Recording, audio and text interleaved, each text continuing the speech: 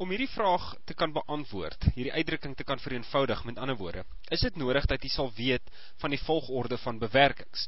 Nou as ons net gou vinnig gaan kyk, volgorde van bewerkings kan jy opsom met die volgende. Jy kan sê BODMAS. Nou dit is vir Engels, maar ons gaan dit sommer nou gou vertaal in Afrikaans. B staan vir brackets, of dan hakies. Kom altyd eerste. O staan vir die woord of, of dan in Afrikaans die woord van, so sê nou maar jy kry iets soos die helfte van 40. Daai woordjie van is eintlik maar 'n maal, maar die woordjie van kry voorkeur. D staan vir division, of dan deling. M staan vir multiplication, of maal. A staan vir addition, of optel.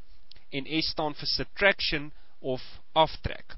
Maar nou moet jy ook net in gedagte hou, dat jou deling en jou maal en jou optel en jou aftrek eintlik maar dieselfde volgorde het. So as jy moet kies tussen deel en maal, of tussen optel en aftrek, dan kies jy dit nou maar so van links na regs.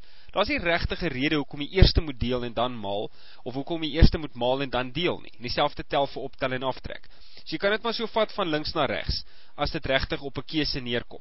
Maar as ons nou gaan kyk na wat ons daar het, dan sien jy daai streep, soos hom net gou so lekker dik kan intrek, wat nou jou breuke streep is. Dit staan ook bekend as 'n lynhakkie. Met ander woorde, onthou nou, ons het gesê, hakkies kom eerste. So, met ander woorde, die breuk kom eerste. Maar, in jou teller, dit wat bo die breuk staan, het jy 'n minus. Maar, omdat dit deel is van die breuk, kan jy eintlik 'n hakkie daar gaan sit, en jy kan 'n hakkie daar gaan sit. Want jy moet eers jou teller uitsorteer, voordat jy die breuk kan doen. Dit is baie belangrik, jy kan nie daai twee getalle deel met die twee getalle onder die lyn nie, jy moet eers een getal in jou teller hê en een getal in jou noemer, voordat jy mag deel. So as ons dit nou eerste gaan doen, dan sê ons 347 minus 290, dit gee dan vir ons 'n antwoord van 57. So ons doen eerste dit, dan onder die lyn, het ons 357 gedeel deur 17, dit gee vir my onder die lyn 21.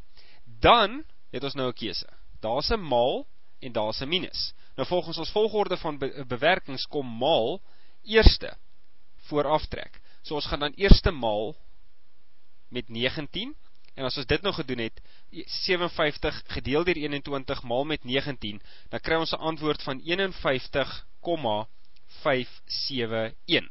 En nou eers kan ons gaan bepaal by daai aftrekking. So nou eers kan ons gaan sê 134 minus, wat ook al nou die antwoord was wat ons gekry het, die 51,571, en dit gee dan vir ons 'n finale antwoord van 82,429. En dis dan die antwoord, of die vereenvoudigde antwoord van daardie hele oorspronklike uitdrukking wat ons daar gehad het.